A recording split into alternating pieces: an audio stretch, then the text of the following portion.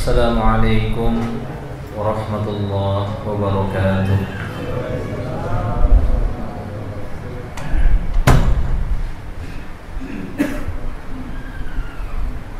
Innal hamdalillah nahmaduhu wa nasta'inuhu wa nastaghfiruh wa na'udzu billahi min shururi anfusina wa min sayyiati a'malina. Man yahdihillahu fala mudilla lahu wa man yudlil fala hadiya lahu. Ashhadu an la ilaha illallah wahdahu la syarika lahu wa ashhadu anna Muhammadan abduhu wa rasuluh. Salawatullahi wa salamuhu ala nabiyyina Muhammadin wa ala ahli baitihi wa ashabihi wa man tabi'ahum bi ihsanin ila yaumiddin. Wa qala Allah ta'ala ya ayyuhalladzina amanu taqullaha haqqa tuqatih wa la tamutunna illa wa antum muslimun. Amma ba'd. Ma'asyiral muslimin, ikhwani fid din, rahimani wa rahimakumullahu jami'an. Alhamdulillah, kita panjatkan rasa syukur kehadirat Allah tabaraka wa ta'ala atas segala limpahan karunia dan nikmahnya.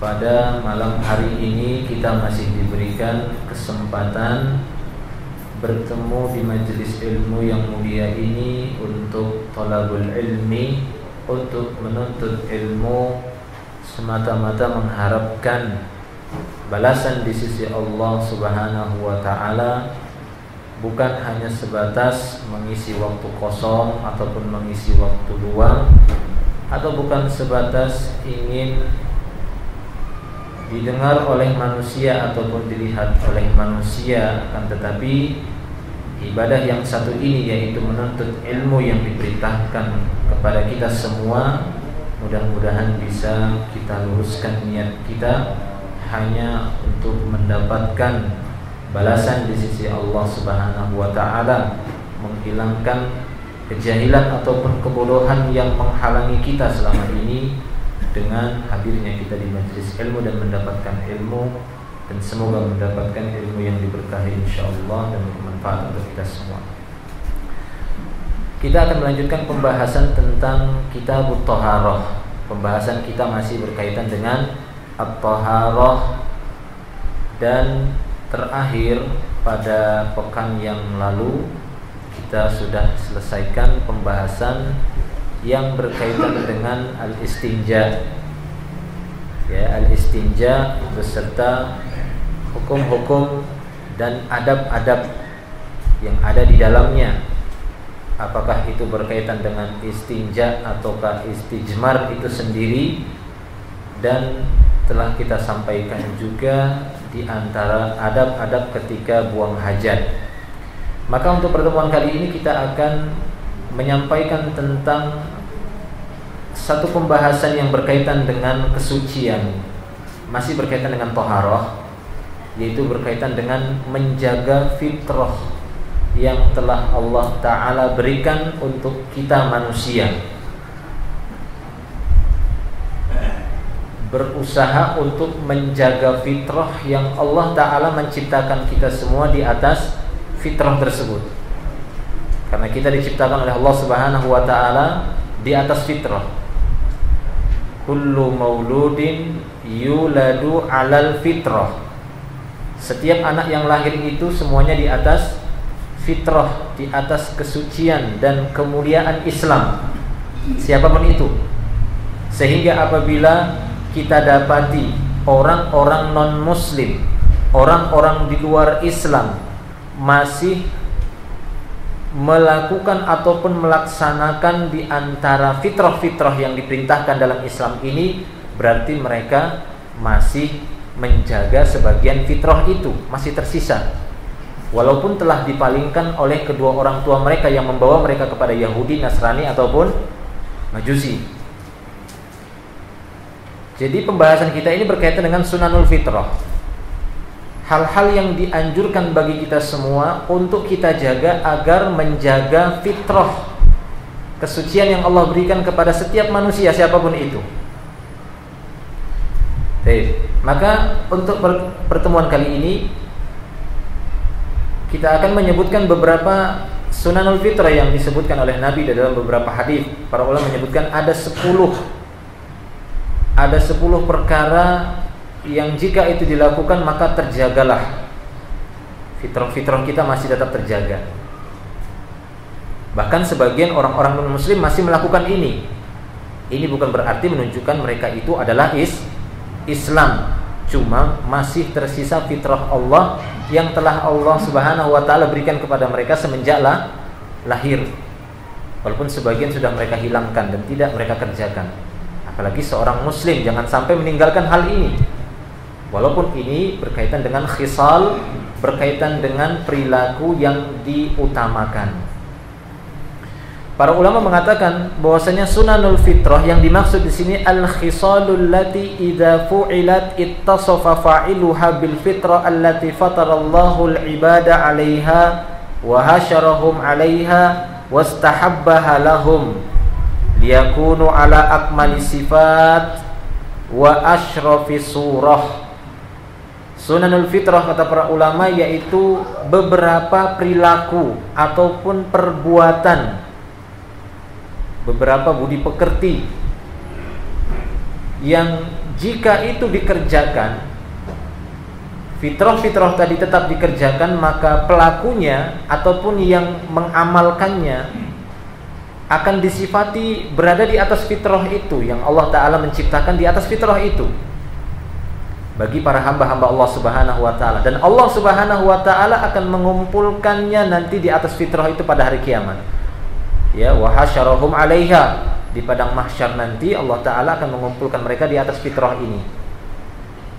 Wastahabbalahum, dan Allah Subhanahu wa Ta'ala menganjurkan mereka untuk berpegang menjaga fitrah-fitrah ini sehingga liyakunu 'ala akmali sifat, sehingga orang-orang yang menjaga fitrah-fitrah ini mereka akan mendapatkan akmalus sifat, akan mendapatkan sifat yang paling sempurna, asyrafus surah. Jadi model ataupun penampilan yang paling asyraf, yang paling mulia, sehingga mereka akan mendapatkan satu penampilan di sisi Allah yang paling bagus, yang paling baik.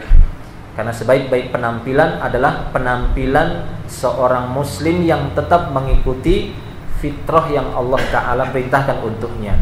Apakah itu sunanul fitrah? Akan kita sebutkan di dalam beberapa hadis. Nabi SAW memerintahkan kita untuk menjaga fitrah-fitrah tersebut. Di antaranya adalah hadis dari Abu Hurairah radhiyallahu anhu. Dari Abu Hurairah radhiyallahu anhu dia berkata, qala Rasulullah sallallahu alaihi wasallam, al-fitrah khamsun. Dalam sebuah riwayat hadis yang dikeluarkan oleh Al-Imam Al-Bukhari dan Imam Muslim, Nabi sallallahu alaihi wasallam bersabda, al-fitrah khamsun. Fitrah itu ada 5. Kata Nabi SAW. Yang pertama kata beliau al-khitan, yaitu berkhitan. Kalau bahasa kita apa namanya? Sunat. Khitan, sunat. Al-khotnu maksudnya al-qata'u, qata'ul jildah, memotong bagian kulit. Ya, memotong kulit yang ada pada kelamin laki-laki ataupun kulit yang ada pada kelamin wanita. Jadi ini namanya khitan ataupun al-khotnu. Ini merupakan sunanul fitrah, yang mana ini kita dapati tidak hanya orang-orang Islam saja menjaga ini. Jelas orang-orang yang telah beriman lebih memperhatikan ini. Tapi tetap kita dapati ada orang-orang di luar Islam ataupun non-muslim masih berkhitan. Apakah kita katakan, gak boleh tasyabuh dengan orang-orang kafir? Kan gitu ya. Itu orang-orang kafir khitan juga, berarti kita nggak boleh khitan dong untuk menyelisihi mereka. Bukan itu maksudnya. Walaupun di dalam beberapa hadis kan disebutkan wa khaliful majus, khaliful yahud wa nasara, selisihilah Yahudi, selisihilah Nasrani, jangan sama atau selisihilah orang-orang Majusi. Sehingga ada sebagian orang mengatakan kalau seandainya satu saat kita dapati orang-orang Yahudi memelihara janggutnya, maka kita selisih mereka, kita harus potong janggut. Benar gak seperti itu? Ya bukan itu yang diminta. Karena sesungguhnya ketika mereka melakukan amalan yang itu diperintahkan dalam Islam, berarti apa? Masih tersisa fitrah-fitrah Allah Subhanahu wa ta'ala pada diri mereka, tapi itu tidak bermanfaat, cuma mereka masih melakukannya. Di antara mereka orang-orang yang tidak memeluk Islam, kan di antara mereka juga ada yang puasa, kan gitu ya. Antara mereka juga ada yang beribadah, sholat, sujud, tapi tidak sesuai dengan syariat yang dibawa oleh Nabi Muhammad. Artinya mardud, sesuatu yang tertolak, tidak diterima. Jadi ini pertama kata beliau sallallahu alaihi wasallam, al-khitan. Yang kedua kata Nabi sallallahu alaihi wasallam, al-istihdad. Al-istihdad yastahiddu, ini menggunakan hadid. Satu hadid itu besi artinya gitu ya. Artinya satu benda yang tajam, karena biasanya terbuat dari besi yang ditajamkan untuk mencukur bulu yang tumbuh di sekitar kemaluan. Ini namanya istihdad istilahnya.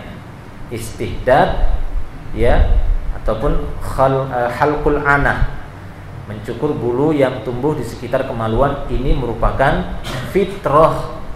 Barang siapa yang melakukan ini berarti dia sedang menjaga fitrahnya, yang Allah Ta'ala melahirkan dia di atas fitrah itu.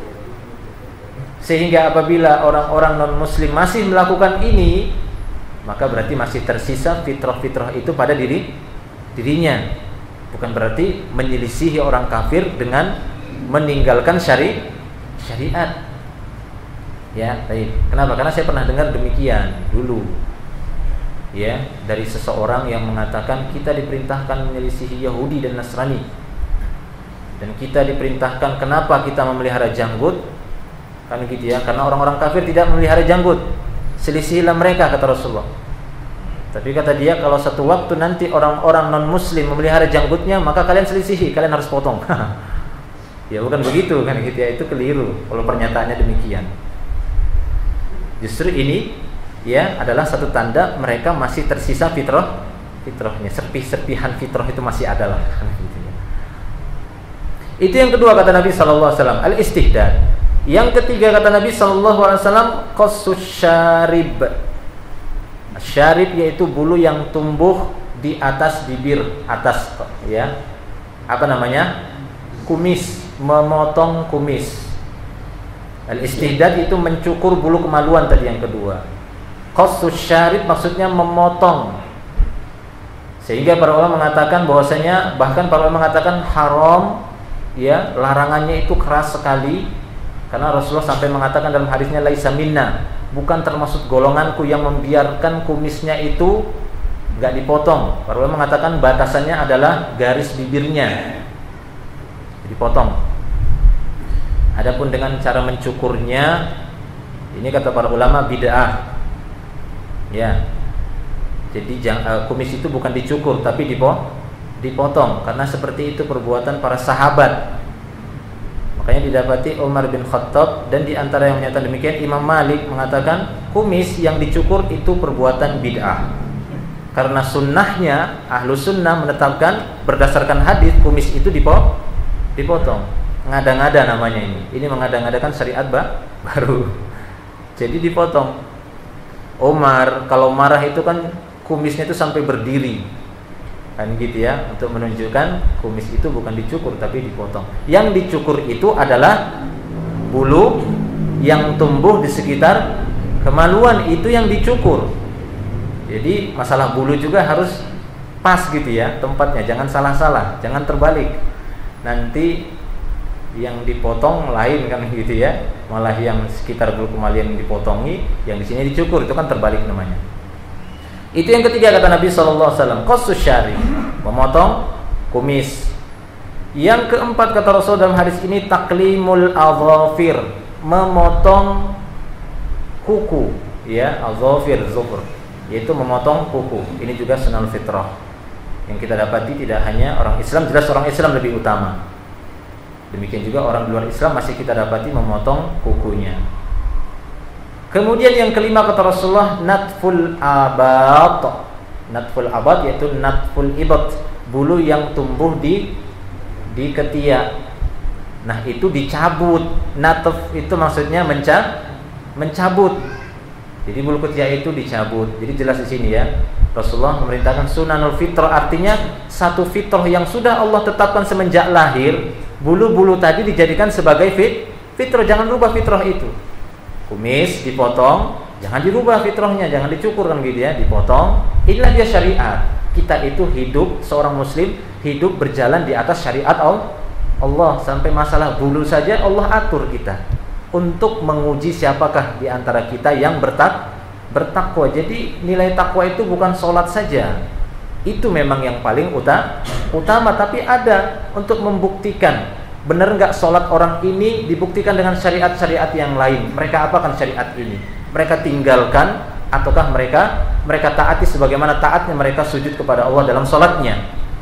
Jadi dibuktikan dengan syariat-syariat muamalah mereka, khisal mereka, budi pekerti, perbuatan mereka, ya, amal-amal mereka sesuai tidak dengan utusan Allah Subhanahu wa taala Nabi Muhammad sallallahu alaihi wasallam. Baik, ini satu hadis di mana Rasulullah menyebutkan 5 tadi apa? Khitan, istihdad, mencukur bulu kemaluan, qassus syarib, memotong kumis, kemudian taklimul azafir, memotong kuku, dan natful abad, yaitu mencabut bulu ketiak. Ya, dicabut di bulu ketiaknya. Nah, itu satu hadis. Tapi dalam hadis yang lain disebutkan lebih lengkap, ada 10.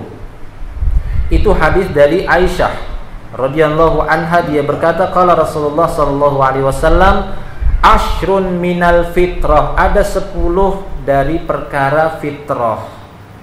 Ada 10.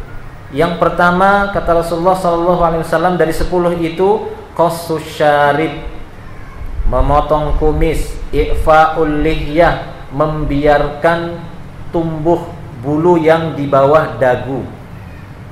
Ya, i'fa'ul lihyah maksudnya membiarkan janggut itu tumbuh. Jadi janggut itu bukan ditumbuhkan tapi dibiarkan tumbuh.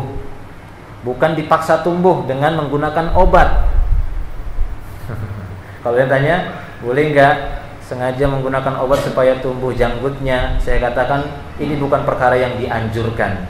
Saya tidak katakan haram, tidak katakan juga dianjurkan kan gitu ya, tapi justru ini tidak dianjurkan karena perkataan i'fa'ul lihyah maksudnya a'ful lihyah kata Rasul dalam hadis yang lain, biarkan janggut kalian tumbuh. Ya, ini perintah Nabi sallallahu alaihi wasallam, yaitu yang dikatakan janggut tumbuh yang bulu yang tumbuh. Ya, bulu yang tumbuh dari apa namanya ini ya? Apa namanya ini? Jambang ya, apa namanya yang dari telinga ini? Anak telinga kah namanya? Itu ke bawah. Ya. Kalau yang atas ini rambut namanya, kan gitu ya. Kalau yang ini ke bawah itu namanya lihyah dalam bahasa Arabnya ataupun janggut. Kalau kita memang menamakan ini jambang, tapi ini masuk janggut, bulu yang di sini. Nah, itu dibiarkan tumbuh. Makanya janggutnya Rasulullah itu kasifah, tebal sekali. Oleh karena itu beliau biasanya setelah membasuh wajahnya 3 kali, beliau akan mengambil 1 cidukan air lagi yang baru, kemudian dimasukkan di janggut Rasulullah begini. Sambil beliau menyela-nyelanya sambil mengatakan hakada amaroni rabbi, demikian Robku memerintahkanku, ya demikian begini, sambil begini diambil. Nah, begitu ya. Jadi ya Rasul mengatakan hakada amaroni rabbi, demikianlah Tuhanku memerintahkanku. Baik, jadi itu ya. Di dalam hadis yang berikut ini 10 beliau menyebutkan qassus syarib wa i'fa'ul lihyah, memotong kumis, membiarkan janggut tumbuh, as-siwak kata Rasulullah, ya, bersiwak. Ya, bersiwak. Wa istinsyaqul ma, kemudian istinsyaqul ma, memasukkan air ke dalam hidung. Ini fitrah, sunnatul fitrah.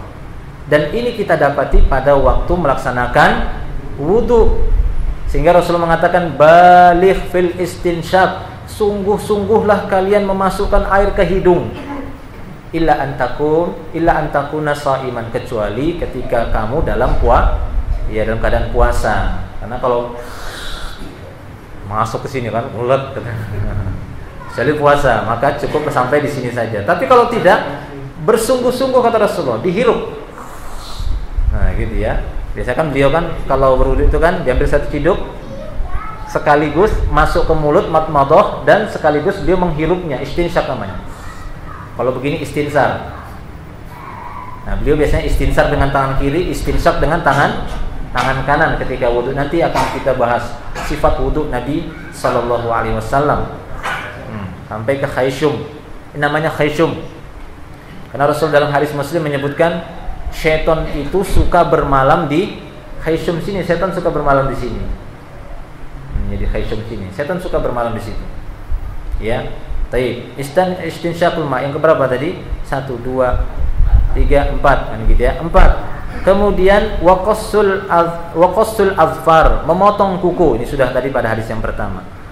Wa ghuslul barojim, dan membersihkan al-barojim. Tahu barojim? Al-barojim bagian-bagian tubuh yang ada selah-selahnya. Tapi yang paling utama adalah mencuci selah-selah jari jemari tangan ataupun kaki ataupun selah-selah yang lainnya. Kenapa? Karena biasanya di situ menempel kotoran.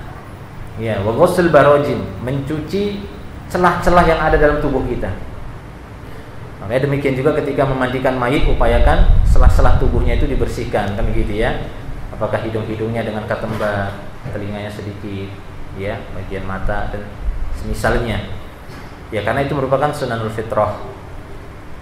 Baik, ghusl barajim. Yang berikutnya kata Rasulullah, natful ibad, mencabut bulu ketiak. Itu tadi sudah. Wa halqul anah, mencukur bulu kemaluan. Wa intiqasul ma, ya, dan melakukan intiqasul ma. Ya, intiqasul ma.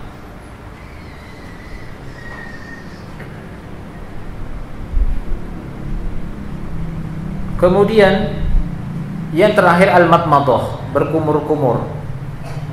Ya, berkumur-kumur. Intiqasul ma ini maknanya ya istinsar, ya. Allah alam. Intiqasul ma ini maknanya intisar, yaitu mengeluarkan air dari hidung. Afwan, intiqasul ma para ulama mengatakan istinja. Afwan. Intiqasul ma adalah istinja. Jadi ini merupakan sunanul fitrah. Ya, al-intiqasul ma maksudnya istinja, itu sudah kita bahas. Dan yang terakhir, yang ke-10 adalah al-madmadah. 10 ya pas ya? 10 semuanya. 6 demikian. Jadi ini merupakan sunanul fitrah yang diperintahkan bagi kita semua untuk menjaganya. Apalagi kita selaku orang-orang yang beriman. Walaupun orang-orang non-muslim kita dapati ada sebagian mereka yang masih menjaga ini. Nah, sedikit di sini kita akan uraikan secara ringkas beberapa hal dari 10 tadi. Di antaranya Nabi SAW menyebutkan tentang khitan. Bagaimana tentang khitan di dalam Islam? Khitan, pendapat yang paling rajih wallahu a'lam bissawab, ini wajib bagi kaum laki-laki dan kaum wanita. Walaupun sebagian para ulama mengatakan kewajiban khitan ini lebih kepada kaum laki-laki, adapun kaum wanita hukumnya mustahabbah. Adapun kepada kaum wanita hukumnya disunnahkan. Tapi wallahu a'lam bissawab, saya lebih memilih pendapat para ulama yang mengatakan diwajibkan kepada kedua-duanya, karena tidak pernah didapati Nabi SAW mengkhususkan khitan itu hanya kepada kaum laki-laki saja. Tapi justru kita dapati di dalam beberapa hadis menunjukkan bahwasanya syariat khitan ini pada laki-laki dan wanita. Terbukti di dalam beberapa hadis, seperti hadis yang diriwayatkan oleh Imam Ibnu Majah. Ya, di sana Nabi SAW bersabda, "Idal taqal khitanan wajabal ghusl." Idal taqal khitanan, apabila dua khitan bertemu. Apabila dua khitan bertemu, maksudnya apa? Suami istri, wajabal ghusl, maka wajib mandi janabah. Nah, ini menunjukkan bahwasanya laki-laki dan wanita itu dikhitan. Ya, walaupun makna khitan itu maksudnya adalah memotong kulit, seperti yang disebutkan oleh para ulama, qat'ul jildah allati tughattil hashfah minad dzakar wa qat'ul jildah allati fi a'la farjil unsa. yang namanya khitan ataupun al-khotanu, memotong kulit yang menutupi alat kelamin laki-laki. Ataupun khitan itu adalah memotong kulit yang berada di bagian atas kelamin wanita. Ya, ini dipotong. Cuma di dalam beberapa hadis yang sebagian para ulama mendhaifkan hadis ini, tapi sebagian menghasankan hadis ini, di mana Rasulullah SAW memerintahkan seorang wanita yang biasa mengkhitan di masa Rasulullah SAW. Beliau mengatakan, ya, idza khafatti fa ashimmi wala tanhaki. Jika engkau mengkhitan, maka jangan dipotong habis. Sisakan, kata Rasulullah, jangan dipotong habis jika kamu mengkhitan seorang anak wanita. Jadi jangan dipotong habis. Fa innahu andaru lil wajhi wa ahdha 'inda zauj. Karena sesungguhnya seorang wanita jika dikhitan, maka ini lebih mencerahkan wajahnya dan lebih menyenangkan seorang suami. Karena para ulama beralasan kenapa wanita itu dikhitan, mereka tidak beralasan berkaitan dengan najisnya. Kalau seorang anak laki-laki dikhitan atau kaum laki-laki dikhitan, karena dia berkaitan dengan najisnya. Jika itu tidak dipotong, ini akan menyebabkan najis itu akan tetap menempel di kemaluannya, dan ini akan menyebabkan tidak sempurnanya istinjanya dan tidak sempurna toharohnya. Tapi kalau wanita terlepas dari itu, dikhitan ataupun tidak, maka tetap mudah untuk dibersihkan. Sehingga disinilah para ulama mengatakan khitan untuk wanita itu hukumnya mustahabah, karena inti dari khitan untuk wanita adalah untuk mengurangi, ya, nilai libido wanita tersebut. Karena memang wanita itu memiliki libido yang lebih tinggi, begitu ya. Sehingga jika itu dibiarkan, maka akan terlalu besar. Tapi jangan dipotong habis, kata Rasulullah berdasarkan hadis ini, karena akan bisa melemahkan. Sehingga pertengahan, kata Rasulullah dalam hadis ini, ya, yang disahihkan oleh Syekh Al-Albani. Dan khitan untuk wanita itu lebih mencerahkan wajah, demikian juga lebih menyenangkan di sisi suami. Baik, ya. Adapun masalah mengkhitan, kapankah seorang dikhitan? Yang paling utama bagi umat ini seperti yang dicontohkan oleh Nabi, khitan itu berbarengan dengan akikahnya anak tersebut, yaitu pada hari yang ke-7 kelahirannya. Karena Nabi SAW mengkhitan cucunya Hasan dan Husain pada umur atau pada hari yang ke-7 kelahiran keduanya. Seperti yang diriwayatkan oleh, ya, Al-Imam At-Tabrani dari jalur Jabir radhiyallahu anhu, dia meriwayatkan anna Rasulullah sallallahu alaihi wasallam aqqa lil Hasan wal Husain wa khatanahuma li sab'ati ayyam. Bahwasanya Rasulullah sallallahu alaihi wasallam mengakikohi Hasan dan Husain pada hari ke-7, demikian juga mengkhitan keduanya pada hari yang ke-7. Ini yang paling utama, ya. Karena dalam hadis yang lain Rasul juga mengatakan bahwasanya apabila anak lahir itu tergadai, kan gitu ya, sampai dia diakikohi pada hari ke-7, kemudian dicukur pada hari ke-7, dikhitan juga pada hari ke-7, dinamai juga pada hari ke-7, ini yang paling afdolnya. Jadi dikhitan pada hari yang ke-7. Nah, demikian, ya. Sehingga tidak ada alasan ataupun bukan alasan, karena sebagian orang mengatakan anak-anak yang belum dikhitan tidak boleh bersoft dengan orang dewasa. Ini satu ungkapan yang tidak ada dalilnya. Ya, dalam sholat kan sering kita dengar itu, anak-anak yang belum dikhitan tidak boleh bersaf dengan orang dewasa, putus safnya. Siapa yang mengatakan ini? Apakah Allah dan Rasulnya mengatakan demikian? Tidak, ini perkataan manusia. Tidak ada dalil yang mengatakan demikian. Artinya sah-sah saja seorang anak itu bersaf dengan orang dewasa, dan safnya itu tidak terputus. Akan tetapi para ulama mengutamakan agar anak itu adalah anak yang mumayyiz, supaya mudah diperintahkan baginya supaya merapatkan saf. Itulah yang paling utama. Yang memutuskan saf itu yang enggak rapat, bukan masalah dia dikhitan ataukah tidak. Seperti yang pernah terjadi di waktu saya dakwah di Brunei, kan begitu ya. Kejadian di sana, seorang orang tua bawa anaknya ke masjid. Dia bilang, anak ini jangan dibawa ke masjid. Kenapa? Ya, memutuskan saf. Kenapa memutuskan saf? Belum sunat. Loh, mau saya buka kemaluannya, ini sudah sunat. Kenapa? Karena anak dia sudah dia khitan Dari kecil kan begitu ya. Artinya itu bukan hujjah, itu bukan argumentasi, itu bukan satu dalil. Baik ya. Itu berkaitan dengan khitan.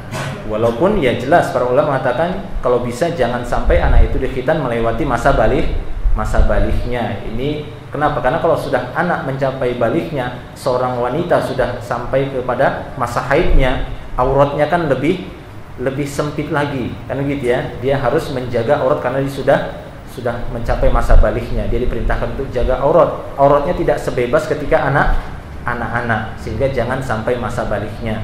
Ya, hendaklah dia dipercepat untuk khitannya. Wallahu a'lam bishawab. As-siwak, berkaitan dengan siwak, para ulama mengatakan, sebagian mengatakan perintah siwak dalam Sunanul Fitrah tadi lebih dikhususkan kepada menggunakan kayu arok, karena namanya itu, kalau kita sering bilangnya kayu siwak gitu ya, tapi kalau orang sana bilang itu dalam bahasa Arab ya namanya arok, yaitu akar-akar pohon arok namanya, karena gitu ya, arok, atau kita bahasa kita kayu siwak, tahu itu ya, biasanya dijual itu di pres, di plastik. Nah, para ulama mengatakan bahwasanya perintah untuk bersiwak ya, apakah itu ketika sholat ataukah ketika hendak wudu, ketika mau tidur, ketika mau masuk rumah, banyak diperintahkan. Maka perintah-perintah siwak ini lebih dikhususkan kepada menggunakan kayu tadi, dan tidak bisa dikiaskan kepada fursyatu asnan, firjaunul asnan, atau yang dikenal dengan sikat gigi dengan menggunakan ma'junul asnan ataupun pasta gigi. Nggak bisa dikiaskan dengan ini, kata sebagian para ulama. Tapi sebagian para ulama mengatakan yang paling afdol dengan menggunakan kayu arok tadi atau kayu siwak. Walaupun tetap yang diinginkan adalah bersihnya mulut dan wanginya mulut tersebut. Karena apabila seorang membaca Al-Quran ya, apakah itu ketika sholat itu lebih utama ataupun di luar sholat, maka malaikat akan mendekat-dekat sedekat-dekatnya kalau mulutnya bau naga. Oh, gitu, naga itu kan nyembur gitu ya. Biasanya kan naga identik dengan semburan naga katanya gitu ya. Jadi mulutnya maksudnya bau. Ya, ini mengakibatkan malaikat itu akan terganggu dan akan menjauh. Karena Rasul mengatakan bahwasanya fa innal malaikata ta'adza kama yata'adza ibnu Adam. Karena malaikat itu akan terganggu sebagaimana terganggunya anak Adam. Makanya Rasulullah mengatakan siapa yang baru makan bawang jangan masuk masjid. Kenapa? Karena malaikat terganggu dengan sesuatu yang manusia itu juga terganggu. Ya, karena kalau makan bawang itu kan bau gitu ya. Sehingga orang-orang yang di sampingnya itu amin. Gitu ya, kayak ditampar dari jarak jauh. Ya kan gitu ya, terganggu, malaikat juga terganggu. Iya. Apalagi itu bawang kan gitu ya. Sampai-sampai Rasulullah mengatakan, aku bukan mengharamkan bawang, kata Rasulullah, cuma baunya yang mengganggu. Kalau sesuatu yang sudah dihalalkan saja cuma baunya mengganggu, itu tidak boleh masuk masjid. Lalu bagaimana yang ya asalnya tidak dibolehkan dan merusak seperti rokok itu kan nggak halal, haram gitu ya. Bukan makna haram di sini najisnya, akan tetapi merusaknya. Lihat aja sekarang rokok itu gambarnya serem-serem kan gitu ya. Kenapa yang buat rokok sendiri aja minder gitu, buat rokok saya yang buat saja takut gitu ya. Nah demikian, apalagi baunya. Maka ya orang-orang yang tahu seperti ini maka jangan dekati masjid, karena justru dia bukan mendapatkan pahala yang besar, bahkan dia mendapatkan dosa yang besar. Ini dosanya besar. Para ulama mengatakan ini dosa besar. Makan bawang belum hilang baunya kemudian masuk masjid, ini dosa besar. Sehingga dahulu ya para sahabat ketika mereka memakan bawang direbus dulu, dimasak sampai baunya hilang gitu ya, baru dimakan sehingga tidak terlalu bau. Jadi baunya itu yang menjadi intinya, bukan masalah bawangnya saja. Baik ya. Nah demikian juga dianjurkan bersiwak ya, supaya apa? Supaya ya tidak terganggu, malaikatnya juga tidak terganggu, manusia juga tidak terganggu. Nah demikian. Nah kemudian berkaitan dengan i'fa'ul lihya, memelihara janggut, ya ini jelas. Ini hukumnya wajib dan sepakat para ulama tidak ada yang berselisih pendapat tentang wajibnya memelihara janggut dan berdosanya orang yang memotong janggut. Kenapa? Karena Rasul mengatakan khaliful majus dalam hadis yang banyak sekali. Bahkan memotong janggut ini termasuk merubah ciptaan Allah. Karena ini sudah ditetapkan di dalam syariat. Khaliful musyrikin, kata Rasulullah, selisihilah orang-orang musyrikin. Wa farrul liha, biarkan janggut kalian tumbuh, ya. Wa ahfu syawarib, dan potonglah kumis-kumis kalian. Dalam hadis yang lain, jussus syawarib, potong kumis kalian. Wa arkhul liha, biarkan janggut kalian tumbuh. Wa khaliful majus, dan selisihilah orang-orang majusi. Kenapa? Karena mereka biasanya memotong ini dan memanjangkan ininya. Makanya ketika Rasulullah mendapati memanjangkan ini, Rasul mengatakan man lam ya'khudh min syaribihi falaisa minna. Rasul mengatakan siapa yang enggak mau memotong kumisnya bukan dari golonganku, kata Rasulullah. Jadi ini merupakan syariat, ya. Allah Subhanahu wa taala menguji kita dengan syariat ini, ingin membuktikan ketakwaan kita dan kepatuhan kita kepada Allah Subhanahu wa taala. Tidak terlalu mendahulukan analogi dan pikiran sebagaimana iblis yang mendahulukan analogi dulu ketika diperintahkan sujud kepada Adam. Dia pakai ini dulu. Cerdas memang iblis itu, ya. Tapi sayang kecerdasannya itu mengakibatkan dia terlaknat. Loh, aku kan lebih baik, aku kan ini beralasan sehingga dia tidak melaksanakan perintah Allah Subhanahu wa taala. Nah, demikian ikhwan fillah rahimani wa rahimakumullah wa iyyakum jami'an. Jadi itu beberapa tambahan atau pencatatan yang berkaitan dengan sunanul fitrah tadi. Semoga kita bisa menjaga dari ke-10 sunanul fitrah tadi. Walaupun kita hanya menyampaikan secara ringkas, tapi intinya ini merupakan di antara budi pekerti di dalam Islam yang sebagiannya ada yang sunnah, sebagiannya ada yang wajib. Tapi ke-10-nya itu bagian dari sunanul fitrah yang Allah Ta'ala menciptakan kita di atas fitrah-fitrah ini, artinya kita harus menjaganya. Allahu a'lam bishawab. Mungkin ini dulu yang bisa kita sampaikan, semoga bisa menjadi tambahan ilmu yang bermanfaat. Ya, kalau ada yang bertanya silahkan, tafadhol.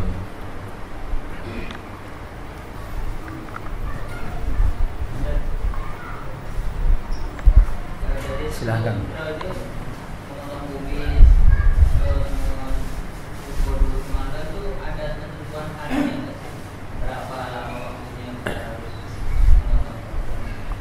Secara merata semua ditentukan hari tidak juga, tapi memang di dalam beberapa riwayat para sahabat menuturkan bahwasanya kami diberikan tangguh waktu oleh Rasulullah SAW agar tidak melewati 40 hari.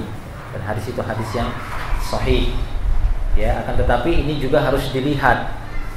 Kan begitu ya, karena 40 hari kumis itu kayak apa, kan begitu ya. Itu jelas melewati batas ini, kan begitu ya, garis bibirnya. Jadi itu disesuaikan.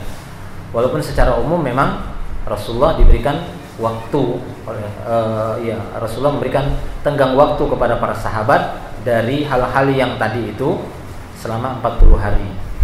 Jadi jangan sampai lewat itu. Nanti Allahu a'lam.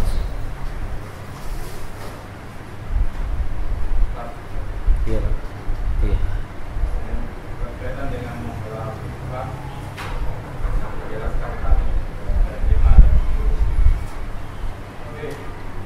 berkaitan dengan hikmah tauhid itu apakah sendiri juga atau dibuat dari tauhidnya itu.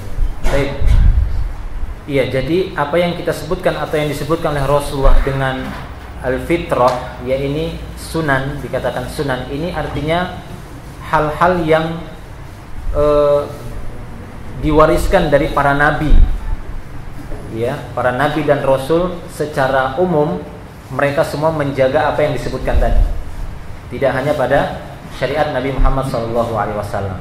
Akan tetapi di sana ya tauhid ataupun Islam yang dimaksud itu ya masih masuk bagian fitrah, kan begitu ya. Cuma ini kan hal-hal yang disunnahkan. Apabila dia dijaga maka ya dia akan fitrah yang diberikan oleh Allah Subhanahu wa taala, dengan menjaga itu juga akan menjaga fitrah yang Allah Ta'ala berikan kepadanya. Namun bukan berarti menafikan tentang fitrah di atas tauhid tadi, bukan begitu ya.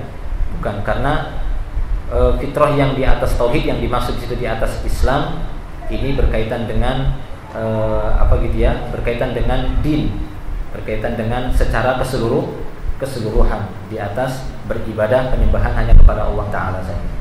Ya, jadi itu bukan bertolak belakang, tapi justru saling menguatkan satu dan yang lainnya. Nah, Allahu a'lam.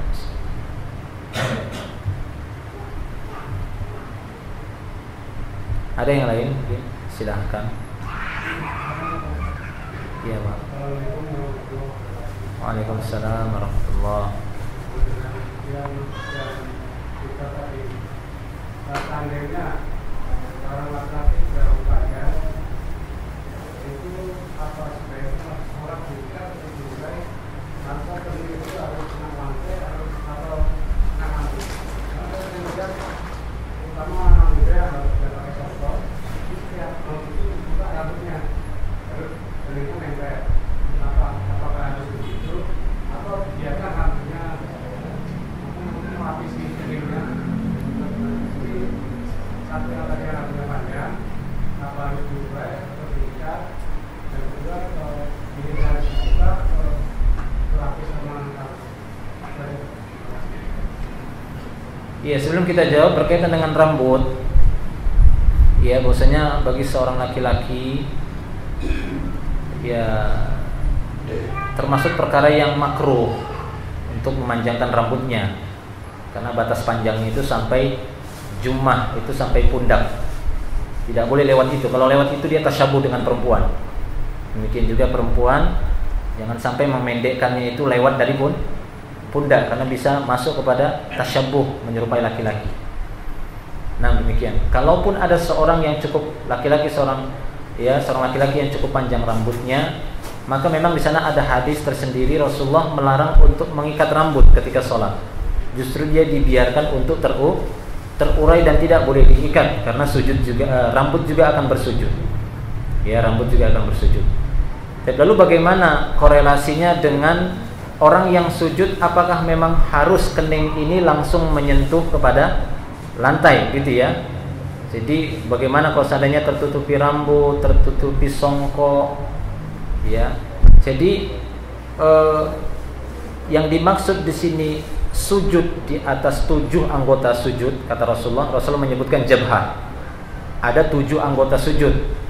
Rasulullah menyebutkan wajah sambil menunjuk dahi dan hidung. Maka para ulama mengatakan ketika sujud yang paling utama menyentuh lantai itu adalah dahi dan hidung. Kedua telapak tangan 3 gitu ya. Kedua lutut berapa? 5, dan kedua ujung-ujung kaki. Berarti itu 7 anggota sujud. Jadi ketika kita sujud, dahi kita dan hidung kita yang menyentuh lantai. Dan tidak ada masalah apakah dia dahi ini apakah harus dibuka, dan itu tidak ada pengkhususan dari Nabi SAW untuk membukanya atau tidak. Yang terpenting dahinya itu atau hidungnya dia sentuhkan ke lantai, kan gitu ya. Apakah memang ada tertutupi atau tidak, itu tidak masalah. Ya, itu tidak menjadi masalah. Walaupun ada sebagian mengatakan bahwasanya ketika sujud itu harus dibuka. Dahi itu harus secara langsung menyentuh tanah. Maka ini agak asing kita dengar. Menyentuh tanah maksudnya lo gimana? Kalau masjid seandainya ada masjid lantai 2 kan gitu ya, kan nggak nyentuh tanah. Ya, artinya bukan seperti itu. Sulit ataupun beratnya tidak sampai seperti itu. Yang terpenting dia berusaha untuk menempelkan, apakah dilapis oleh sajadah 10 kali lapis kan gitu ya. Tapi ya bagaimana dahi itu menempel di lantainya, dan ini tidak mengapa. Nah, demikian. Ya, jadi masalah rambut tadi memang ada hadis khusus. Rasulullah melarang mengikat rambut ketika sholat bagi orang yang, jadi dibiarkan dia untuk lepas seperti itu, khusus pada sholat saja. Dan mengikatnya ini makruh. Justru mengikatnya itu dibenci, karena rambut juga akan bersujud. Nah, demikian. Allahu a'lam. Satu lagi, Ya. saat sujud kan namanya buka sampai biarnya kelihatan dulu. Iya. Kalau kita sholat sampai rapat itu kan nggak bisa. Ya, hal-hal yang disunnahkan di dalam sholat yang terpenting dia bukan rukun ya, tapi hal-hal yang disunnahkan, maka ini harus dilihat kondisinya, kan begitu ya, dilihat kondisinya.